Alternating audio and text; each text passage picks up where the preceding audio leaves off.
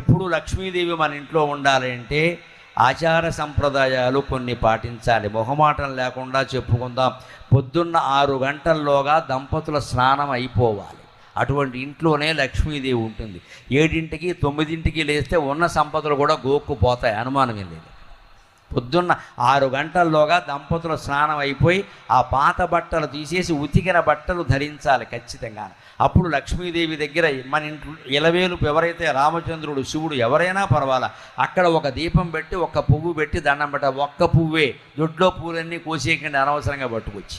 ఒక పువ్వు పెట్టి దండం పెట్ట, ఒక్క నమస్కారం పెట్టినా చాలు. పువ్వులు పెట్టడం కాదు ముఖ్యం, ఇక్కడ మనస్సు ముఖ్యం. పెట్టాలి. తర్వాత వీలైతే ఓ స్తోత్రం ఏదైనా పారాయణ చేసుకోవాలి. కాసేపు జపమో ధ్యానమో చేయాలి, ఒక్క అరగంట. తర్వాత నీ పనులన్నీ చేసుకో, ఎవడు వద్దల్లా. మళ్ళీ సాయంత్రం స్నానం చేయాలి. కనీసం ముఖమైనా కడుక్కోవాలి నీళ్ల కొరత ఉంటే. మళ్ళీ దేవుడి దగ్గర కూర్చో.